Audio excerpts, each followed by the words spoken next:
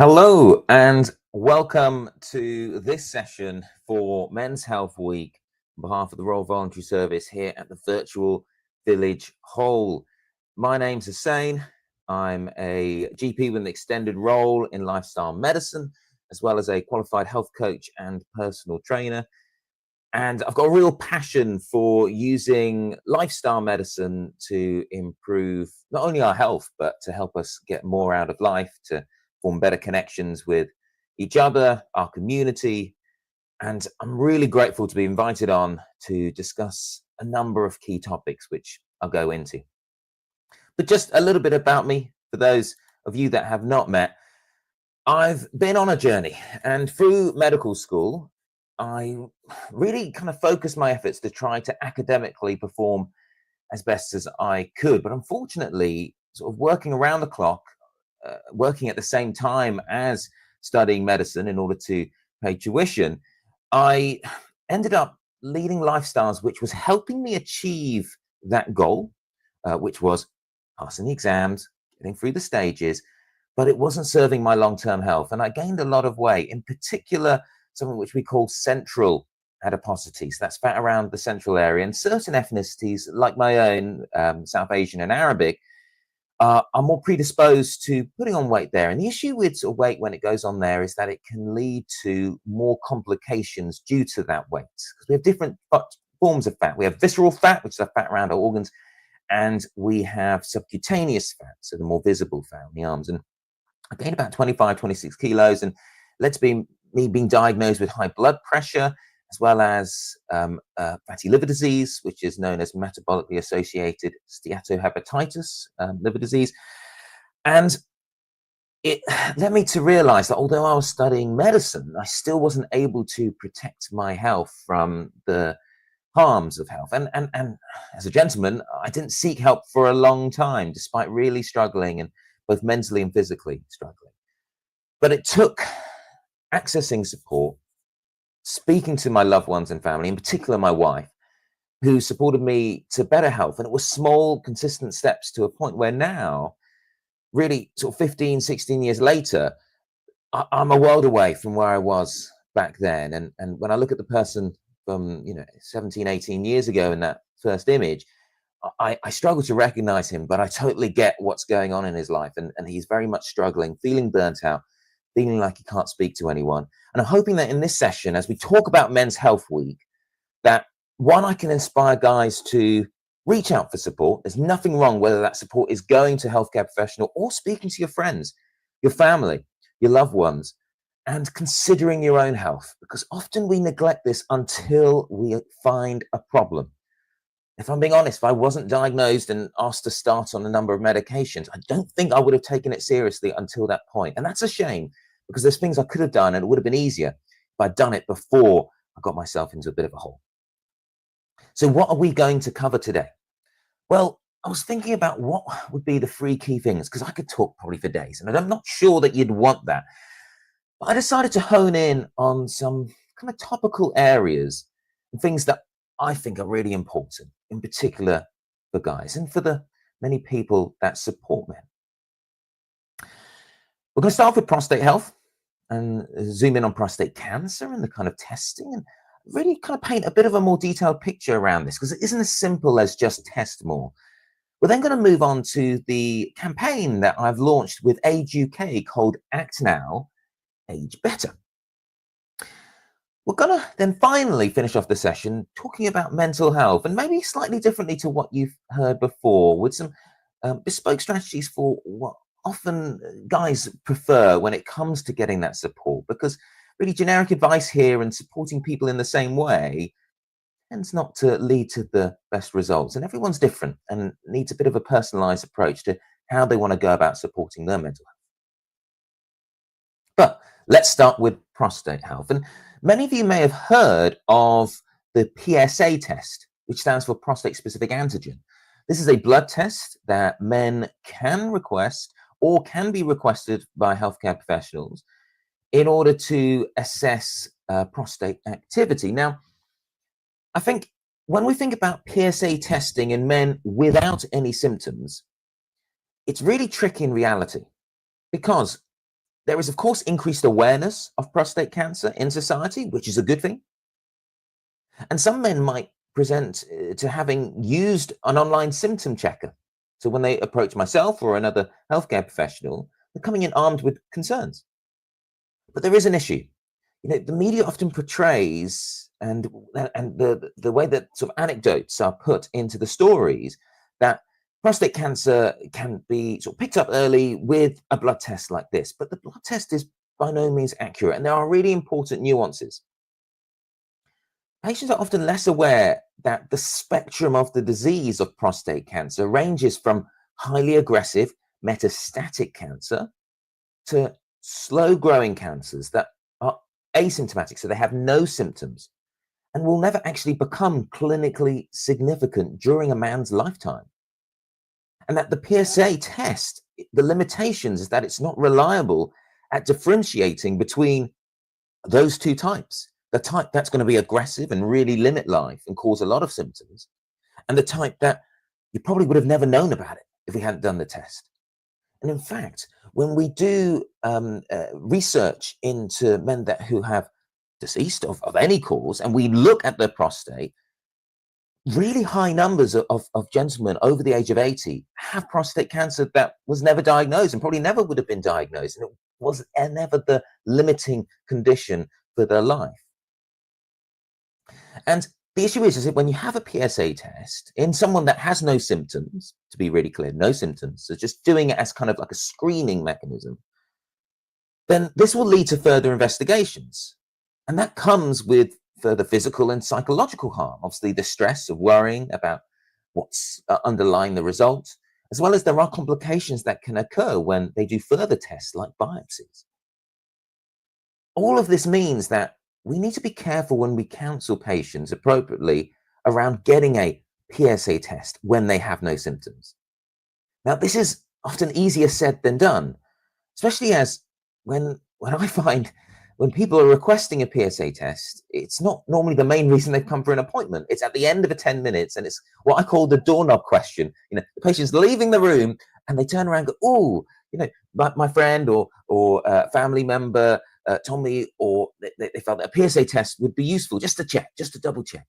And this is where the danger comes in, is because just to check with a PSA test is not good enough for that kind of use. As I said before, it doesn't differentiate what's going on. There's a lot of false negatives. So we do need to be mindful of that. But let's just delve into this a little bit deeper. Now, firstly, we need to be aware of prostate cancer symptoms.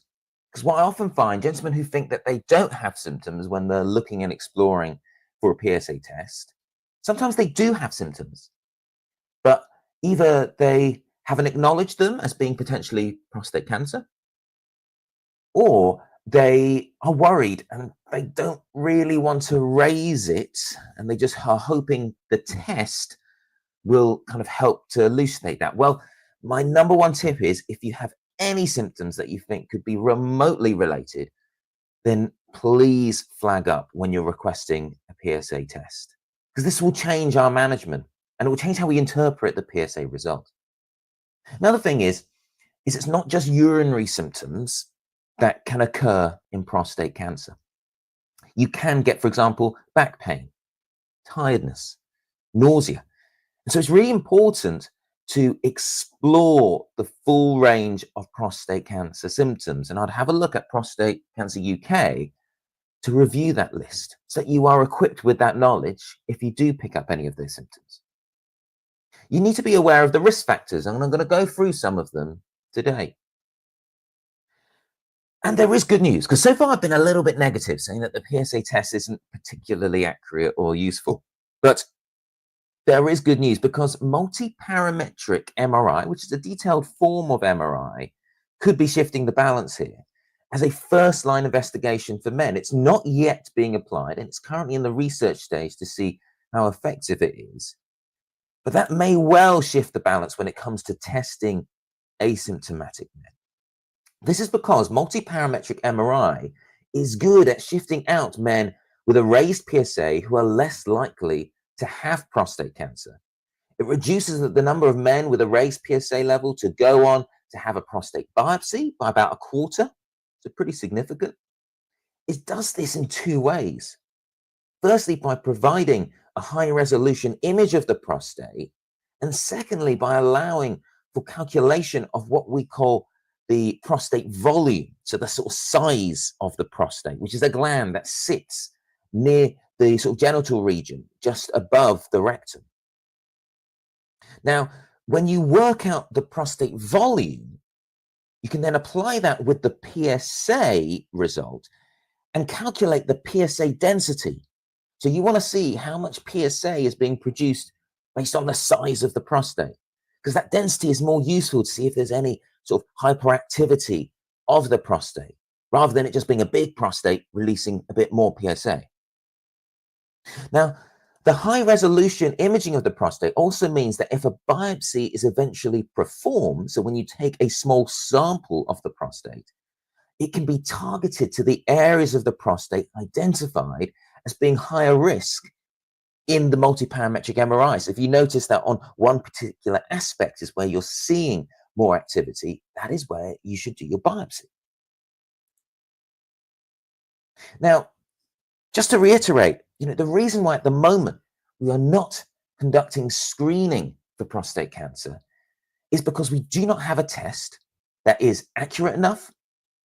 We also still, as a medical community, are uncertain over the best treatment for the different forms of prostate cancer. And when we look at people that are diagnosed with prostate cancer through asymptomatic testing, it's not clear whether picking it up at that stage results in an impact on mortality, because although we see a small improvement in prostate cancer specific mortality, so deaths resulting directly from prostate cancer, when we look at all-cause mortality, so death due to any cause, there doesn't seem to be any improvements there.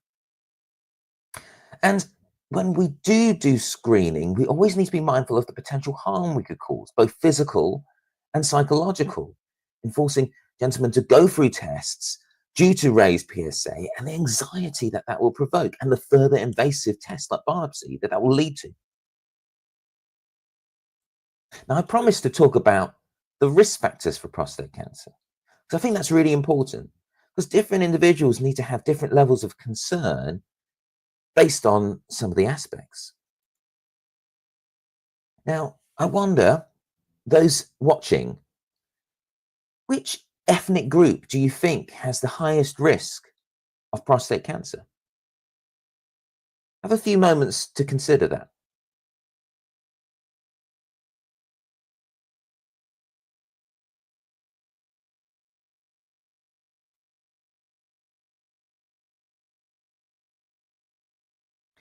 So let's have a look at the results. For African and African Caribbean, it's 1 in 4. Unfortunately, they are the highest risk group. So 1 in 4 gentlemen from African and African Caribbean backgrounds in their lifetime will develop prostate cancer.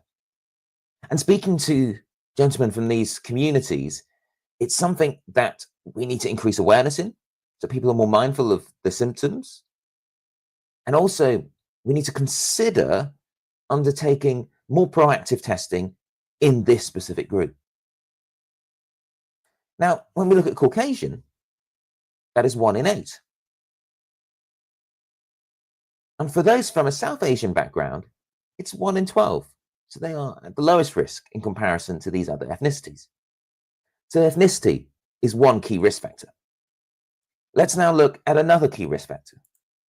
This is genetics. Many of you may have heard of the BRCA gene. Now, the BRCA gene is well known for being related to increasing the risk of people developing breast cancer.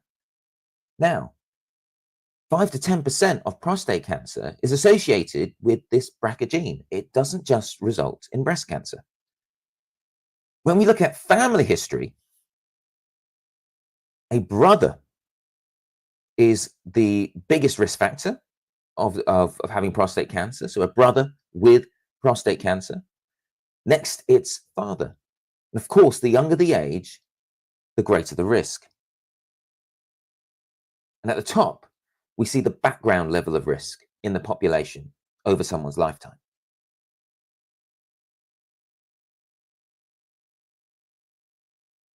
So you may be asking, who can request a PSA test, the blood test? Well, one, if you have symptoms, definitely. And please make sure you speak to a healthcare professional urgently if you have symptoms that you are concerned are related to prostate cancer.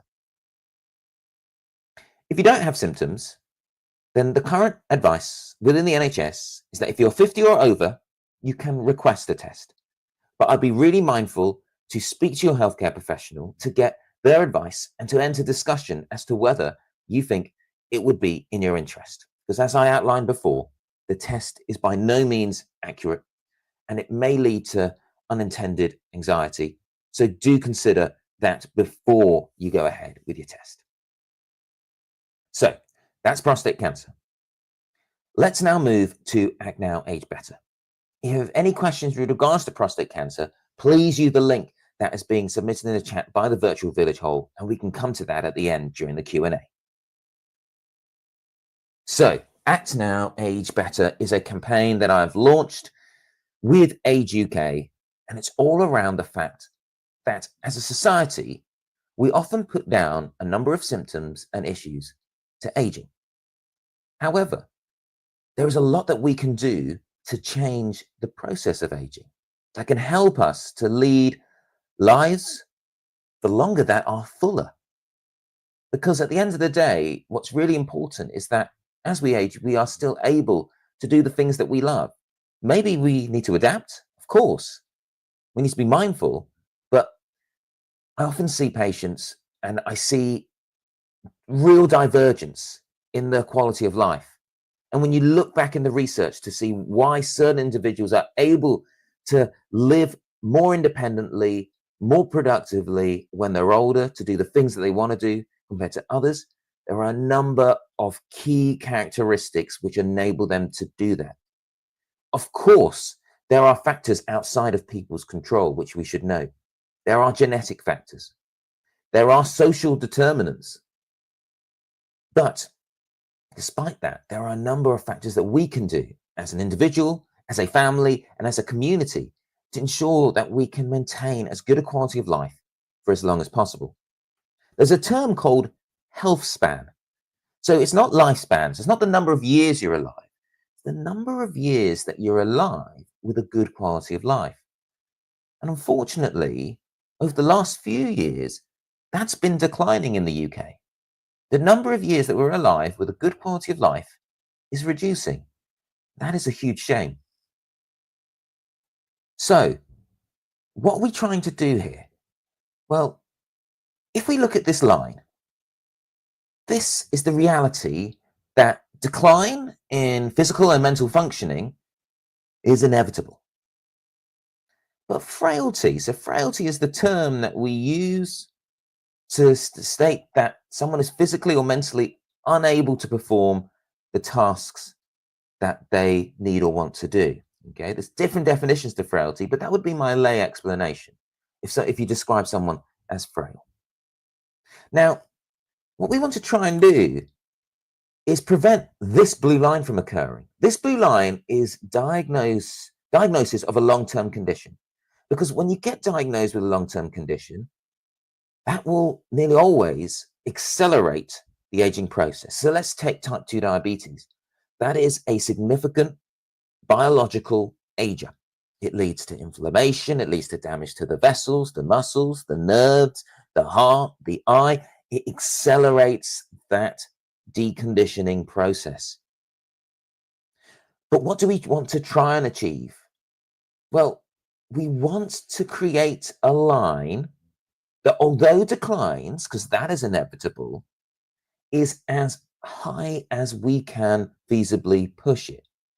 We want to mean that the certain thresholds of completing activities of daily life, which we take for granted in our 30s, 40s, 50s, and 60s, that we do not drop below them when we reach our older years. So if we just take these arbitrary lines that I've popped down, whether it be carrying significant bags of shopping or walking at a good brisk pace or getting out of the chair unaided, they will have certain thresholds where when we're younger, we take them for granted. They're easy to do no matter what. Then as time goes on, as we decondition, we may reach a point where doing those activities become very difficult and then eventually potentially even impossible. And by creating a buffer, by pushing and using various different lifestyle factors to bring our functioning up, we can bring the line above those threshold lines. We can help it to shift that balance. So therefore, when we are 70, 80, we're still able to walk.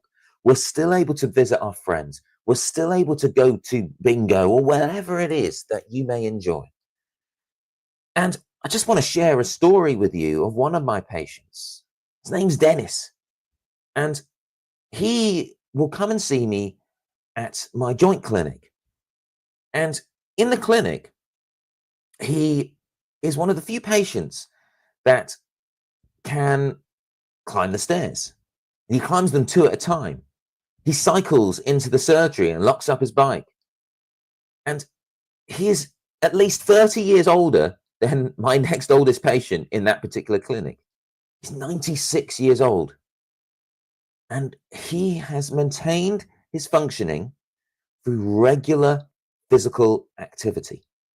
Now, of all the levers that you can do to change how you age, the evidence is super clear. When you look at it at a population level, rather than at a specific individual, physical activity is the key lever to pull to influence your aging. And it's that reason that with Age UK, we have brought in some key information to help you understand how movement can transform how you age, whether it be reducing your risk of dementia by 30%, or cardiovascular disease, the biggest killer in the Western world, by 35%. It's also really impactful for preventing low mood and depression. It's actually more effective than antidepressants at this when we look at it in controlled research and comparison. Staying active also reduces your risk of metabolic disease like type 2 diabetes by 40%. Now, I think what we need to be clear is that there are a whole host of benefits of movement. And that's one of its real selling points. It doesn't just affect one thing. If you want to improve metabolic health, brilliant, but it's also going to improve your mental health, your bone density, your metabolism, your mind. But we also do need to be really mindful that there are a number of barriers and issues related to being active. And it's not as easy as just getting out there. What I'd really recommend is you take some time on your own to have a sit down and think about what could you do to incorporate more activity. Often our mind goes to traditional forms of physical activity, for example, running or cycling, etc. But I'd recommend you maybe to look beyond that, because movement is not exercise in my mind. Exercise is one of the types of movement. For many, that's a bit demotivating. They don't have any interest in that.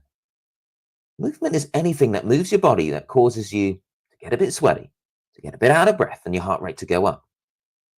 And unfortunately, in the modern world, we've done a really good job at engineering movement out through technology, whether it be the car, the chair, the remote control, the robot Hoover as we have nowadays. So how can we bring movement back in? Because before, we used to be more active, but we weren't more active because we wanted to be. We weren't more active because we had more gym memberships. We weren't more active because, people had better places to run. We were more active because we had to be. So consider, how can you re-engineer movement back? And rather than doing it for the sake of doing it because you want to do it.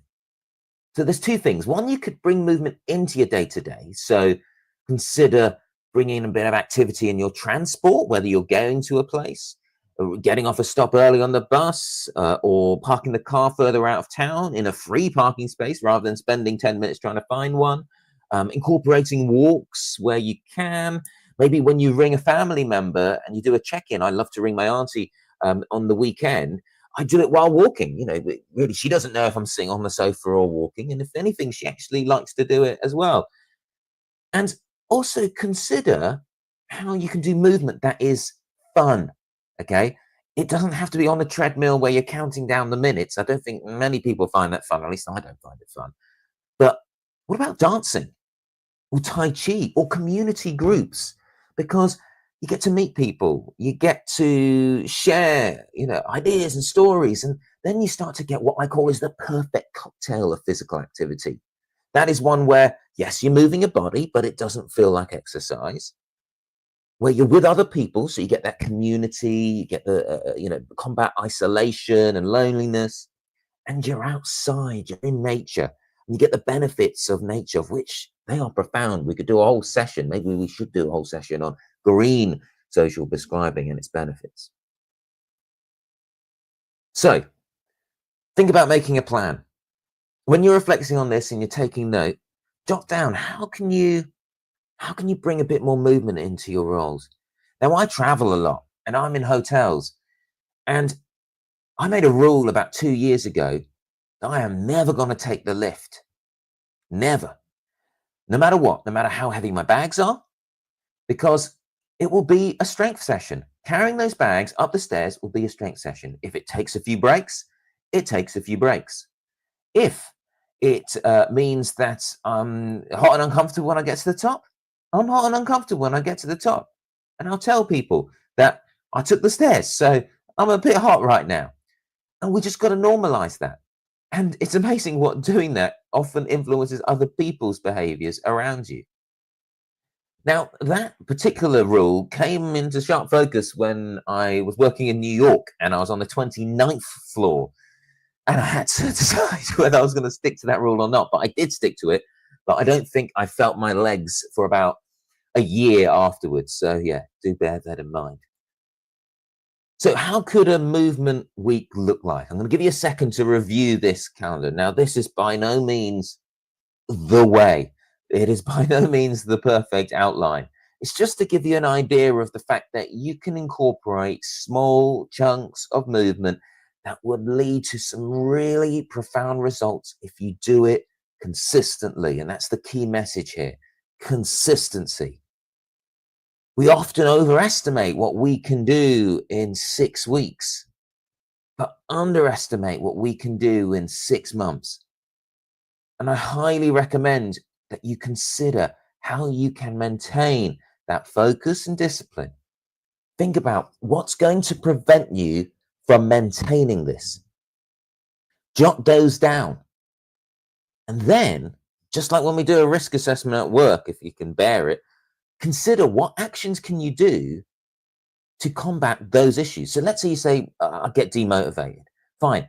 Could you have someone that helps you with accountability? Maybe a partner or a friend that's going to drag you out when you're not feeling it so much. Maybe join a group, so therefore you know that there's people waiting for you to go at certain times. I find park runs really helpful for me, on a Saturday, because I've got so many friends that are there and they're kind of expecting me, and I go there, and often I'll volunteer to be the park walker. So I don't want to let anyone else down that's going to that park walk and wants a bit of company.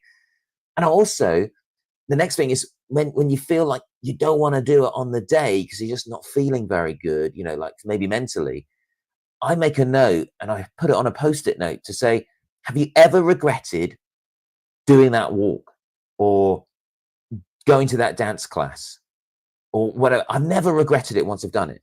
There's never been a time I go, oh God, I wish I didn't go to that. And that reminds me that although I'm not feeling it before, I will definitely enjoy it afterwards. So think about maybe making those sort of question behavior effect notes to remind you. But I hope that sprung some ideas, and there's no perfect. You know what's right for you. You build your plan, but just consider how can you incorporate different movements, different things. Because when we think about aging, what we want to try and do is to keep working on the 4 key areas of functional performance. endurance, so that's kind of your battery or energy levels, strength, and then we've got balance and coordination, really important when we're thinking about reducing the risk of falls.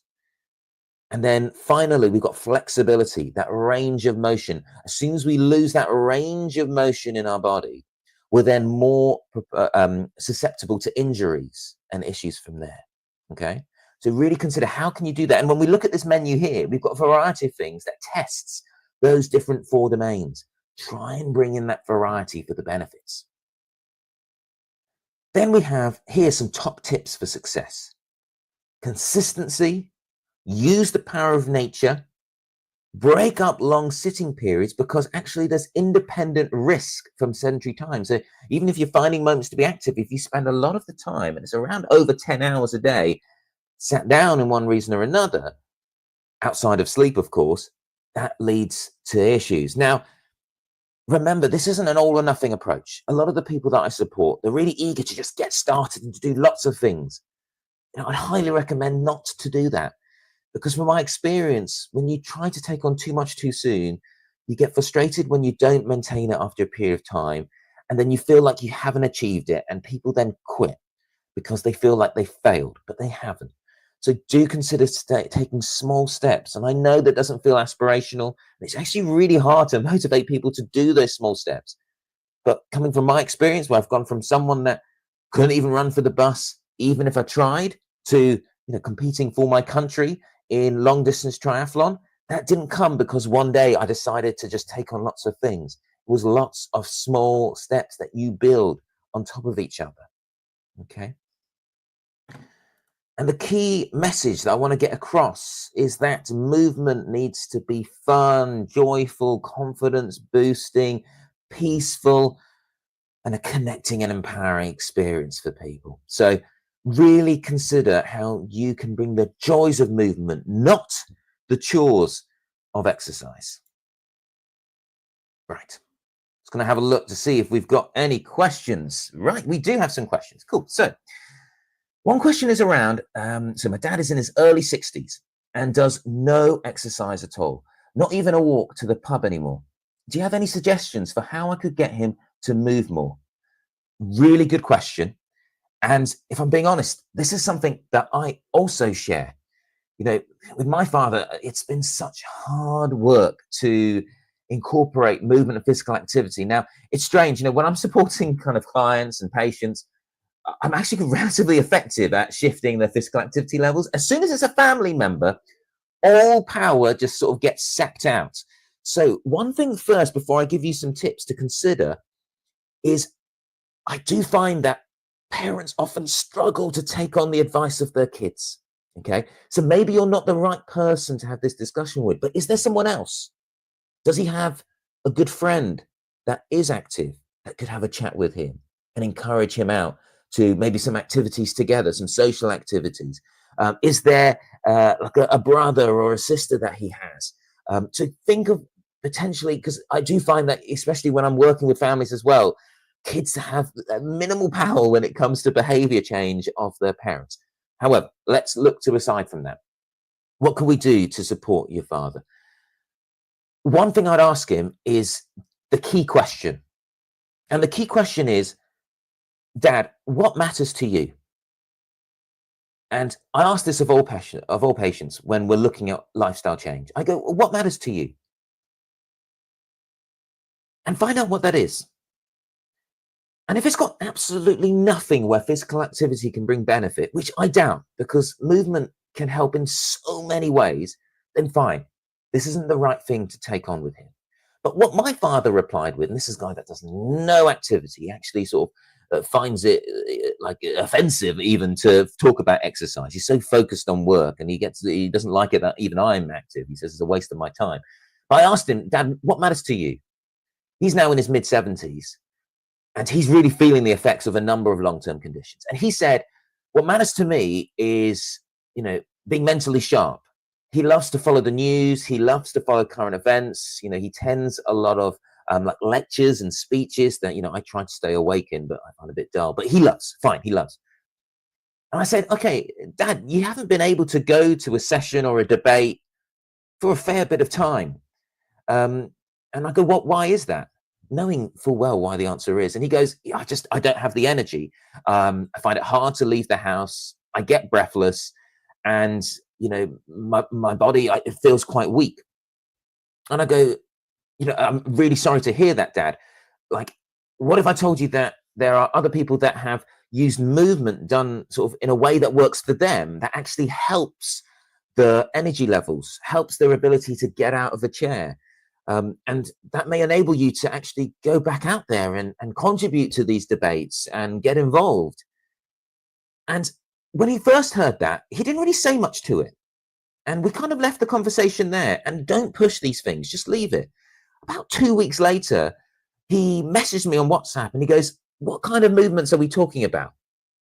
And really, that was the first time. And it's because I never really asked him what matters to him. Because whenever I framed exercise, I said, "Look, it will help with your type 2 diabetes, Dad. It will help with your high blood pressure." And for one reason or another, he didn't care about those things. He didn't really care about them enough to take on something that was quite daunting for him. But that was such an important part of his life that he has lost and he wants. Suddenly, it became more meaningful to tackle it. And we've been going on some walks now over the last few months. And his fitness levels, although he's in his mid-70s and he has at least 5 key long-term conditions, he's managed to shift the dial where he's now able to get to the bus stop, while before he could only do 30, 40 meters. So although it may not seem like it's transformatory, him being able to reach the bus stop has changed his life because he now has access to much more and he's becoming sharper again because he's now part of the community again and he's able to still do things. So yeah, really important, really important. Okay, let's have a look at another question before I'll move on. I'm 60 and always feel tired. I walk every day, usually at least an hour. Why am I always knackered? My wife says I should go to the doctor. What's the point? Okay, I feel the frustration in that message. I totally get it. So you're feeling tired quite a lot of the time, despite walking regularly. Now, first tip, I would definitely go see your healthcare professional. The reason being is that there are a number of things that may be going on that could be causing your fatigue, especially if you're still remaining active with walking. One could be there may be an anemia going on. So this is where the blood cell count drops. And there's certain nutritional deficiencies that can cause that. As we get older, generally our blood production drops. And there's things we can do very simply, very easily that can help with that. So I'd really recommend going and seeing your healthcare professional to, speak to them, be assessed. And if they feel it's indicated, getting a blood test to just double check these things. I'll tell you of a very recent case that I was supporting with a lady that would always do park run. And she would do it as a walk, as of course you can do, and how I like to do it. And she would do that walk, and she'd normally do the 5 kilometers in about 60 minutes. But then over the sort of past 4 or 5 months, that has increased to an hour and 45. And actually, the park run event team let us know at the practice that, she's really struggling. She's taking a lot longer. She was just sort of persevering, feeling really tired and knackered. She came in and we found that it was a B12 deficiency. And that's something that we can make changes in the diet as well as replace with supplementation. And things have massively improved since then. So obviously, I can't tell you from the brief information that you've given what could possibly be going on. But what I'd really recommend you to do is, definitely seek help. And look, I know as a guy, I'm the worst at it. The amount of times my wife's booked an appointment for me, and I'm a clinician, and even I try to ignore going in. But please, mate, just go in, find out. The least you're going to do is just get like an MOT, essentially, checking you out to ensure that everything's okay. That's not too bad, all right? So I'm going to move on to mental health now, and we will mop up any other questions just at the end, okay? So I want you to note down on something in front of you, whether it's a scrap of paper or of your phone, what helps you with your mental health, okay? Jot that down. I'm going to give you about 20, 25 seconds to do that.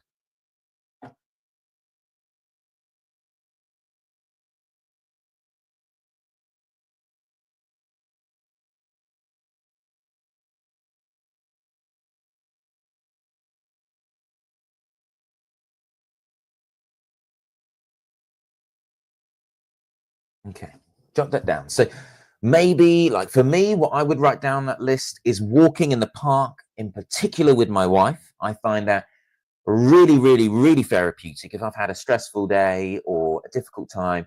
just doing that literally changed my perspective. And in fact, there are studies which look at people that walk in nature and they look at the brain activity. And we know that the amygdala, which is a part of the brain that processes fear, that becomes downregulated. It actually lowers in its activity. Your memory areas start to change, and you have a shift in perspective. In reality, when people say go for a walk to kind of shift your perspective, we have evidence to show that that is exactly happening. But what is it for you? Share your thoughts, submit kind of either through Slido or the chat. What are your thoughts around that? What helps you with your mental health?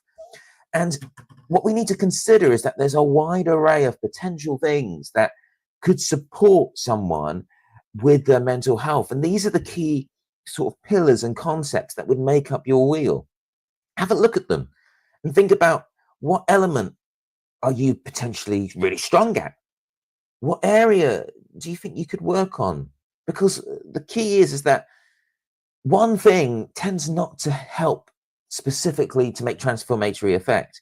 But when you have lots of these potential things that can act as little chinks of armor, you can build up a bit of resilience to the ups and downs of life. And that sort of term of resilience is something that's really important to discuss here. And it's, of course, a slightly different meanings depending on who you are and what it means to you. But I really like this definition from the American Psychological Association.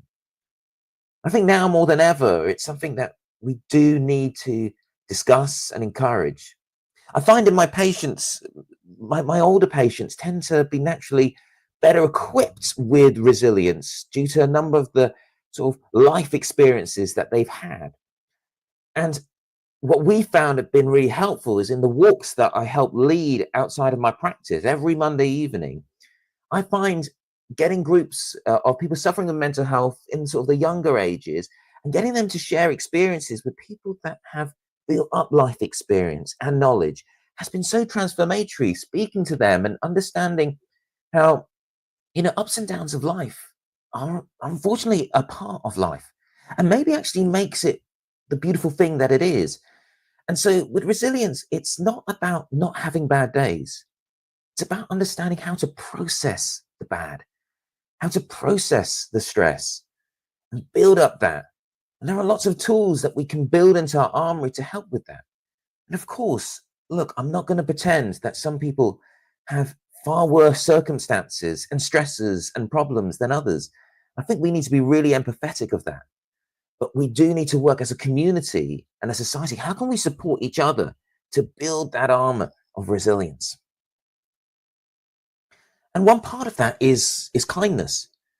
It's something that's so important that we show and we do. And acts of kindness are really, really important. Like, one thing that I love to do is volunteer at Parkrun, because I'm telling you now, that hour on a Saturday or Sunday morning, depending on if it's the adult or the junior Parkrun, when you volunteer, it feels great. People acknowledging you, people thanking you for your time, your cup just fills up. And we know from the data, in particular research done by the University of Kansas, that kindness actually improves your health span. You live longer, better if you are kinder and if you experience more kindness. So really do consider whether it's just giving way to a car at a junction or holding that door open or smiling and acknowledging someone. You never know what they're going through and what a simple act that you do may have on them. So really consider how you can incorporate even more kindness into our lives. With how the world is framed at the moment and sort of how it's portrayed in the news, I think we don't share this enough. And when I was speaking in a big corporate company and doing an event there, it was interesting because the vast majority of the staff said that they viewed their company as seeing kindness negatively, as a weakness, as it's not a good corporate trait. And I just thought, that is awful. That is awful if that's how they view kindness.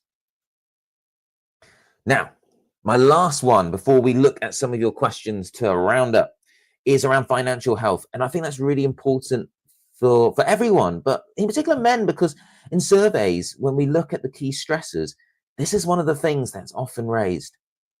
And I think it's really important that we consider a few things. Look, the recent few years have been really difficult with the cost of living and the impact that that has disproportionately on certain members of society.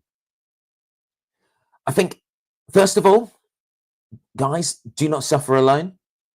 Speak to those around you. This shouldn't be a responsibility that one person should take. If you're working in a unit, for example, if you are living on your own, then consider speaking to friends and family around you. Get advice. Access your surgery to speak to a social prescriber or contact the Citizens Advice Bureau. Getting help will rarely cause more problems. Maybe they don't have anything to offer you, but from my experience, there often is something. And even just discussing things and airing things out so you know that everything you can do is being done can be helpful here. Be really mindful of how and what you want to do with your money at all times, even when you're in employment and things feel comfortable.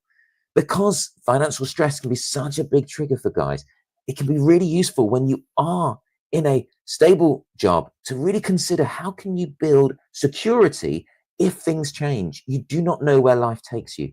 So do consider how you can do that. It's not just specifically in saving, but it's also in how you build your lifestyle based on that. But I do fully appreciate that it's really challenging in the current situation with the cost of living that we have. Okay.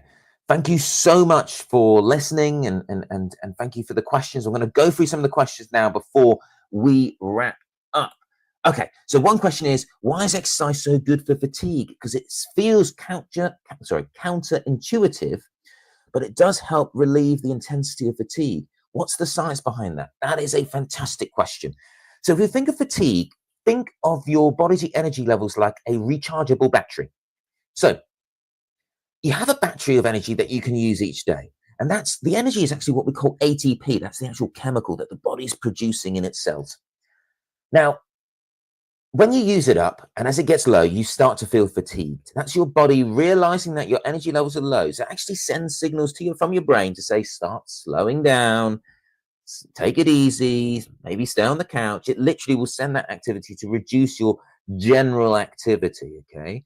Now, when you train your body, let's say you go for that walk or run or swim, you do aerobic activity. What that does is it puts stress on the body. And that stress, it releases certain chemicals in response to that because the body wants to adapt to meet the demands of today. So if you're regularly giving it demanding work, it then goes, oh, okay, we seem to need to have to do this. So I'm now going to adapt to my muscles. I'm now going to adapt my joints. I'm now going to adapt my energy storage and mitochondrial activity. So these are the energy units in our cells. I'm now going to adapt my bone density to become stronger. And so if you give it regular stimulus and put that stress on the body, it will start to expand that battery. So you have a new, larger battery. So although as the day goes by, you're able to use up that energy and not have an issue. And just to give you a reflection of how you can have that divergence. So in my journey, I remember when you saw that first picture of me about 15, 20 years ago, like I used to find just waking up in the morning, I was shattered, like let alone by the end of the day. But through consistent small improvements in my activity levels, and I train a lot, of course, for my other role as a triathlete, I do a half marathon often before work, and I still have more energy than a number of my employees that are waking up just before work and coming in because I've built that battery level. So if you do it over time, that will improve. Now, bear in mind, as we age, the battery will naturally start to get smaller and smaller. So we do need to be mindful of that.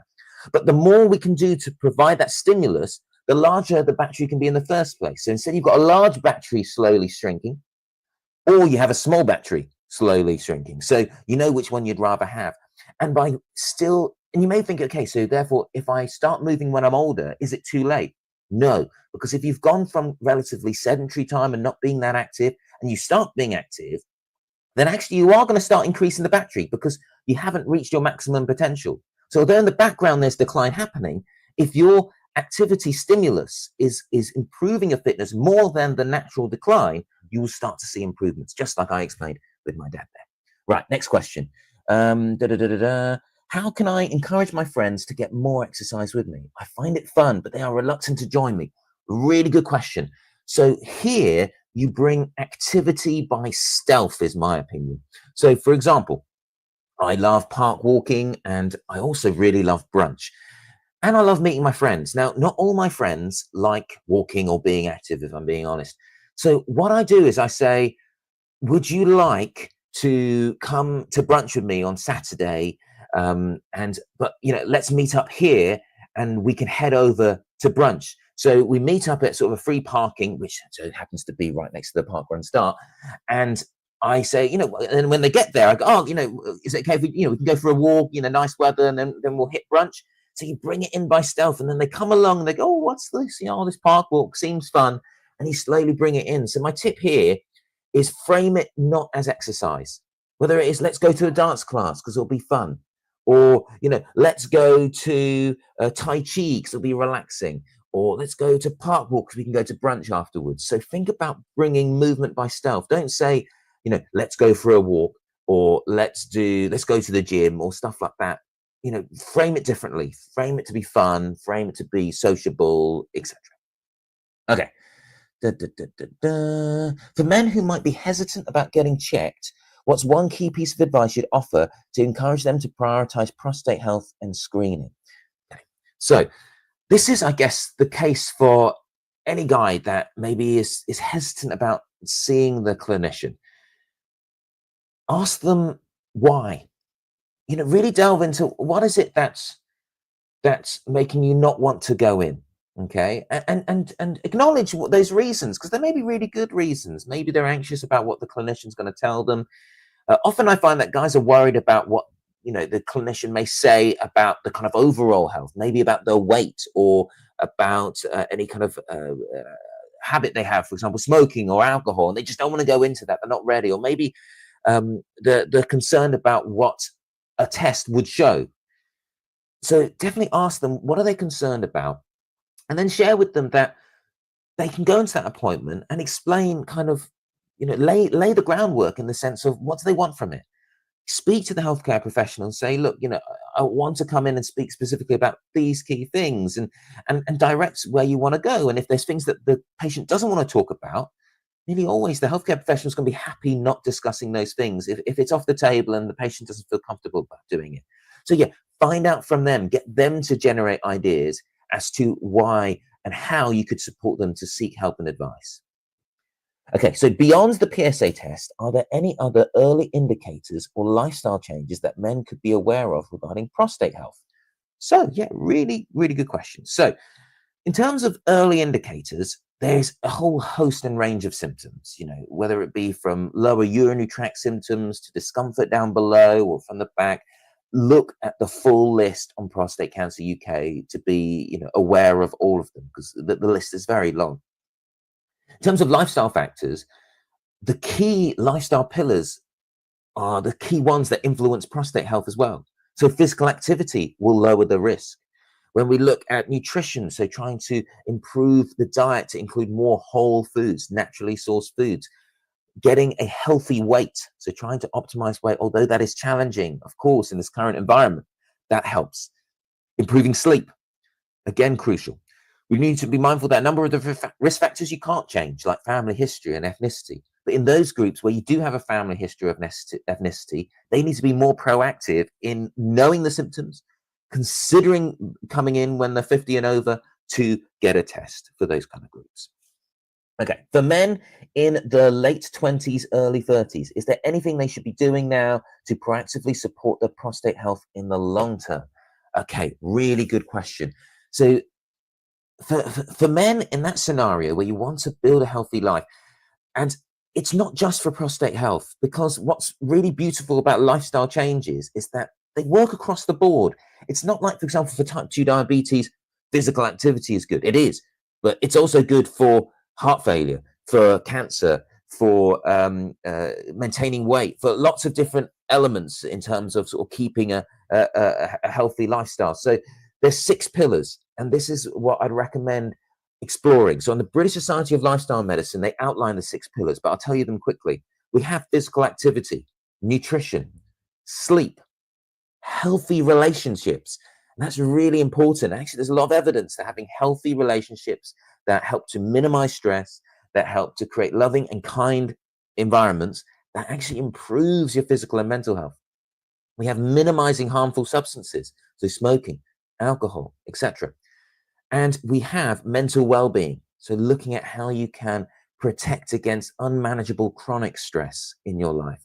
Easier said than done, but important things for people to consider at an early age as they build their life and their responsibilities, and really consider before they say yes to things as to whether it fits into their overall lifestyle. Okay, so look at those 6 pillars and encourage them to work on the key things first. Right, last question, because I'm well over time, is how can men best communicate with their GP about mental health concerns? Really good question. And I think a lot of guys can find this a little daunting and stressful.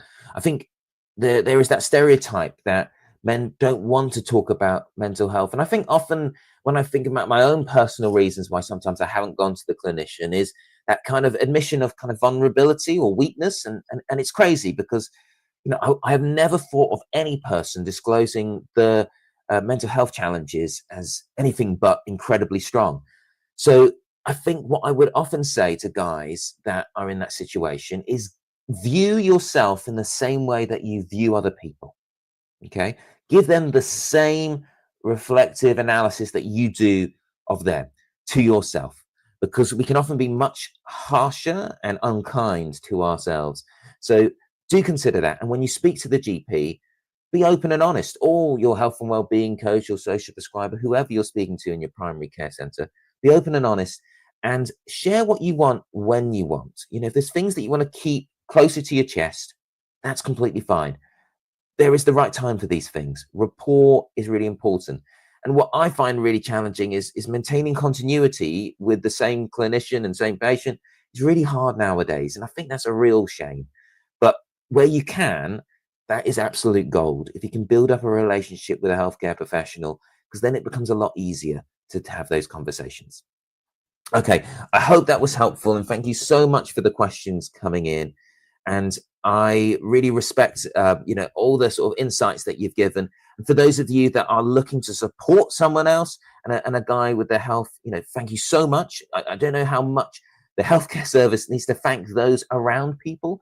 I don't think we acknowledge it enough, from the carers to just family members that are there to support each other. That's exactly the message I want to get across, because it's not just doctors that have health benefits. We actually have a very small health benefit.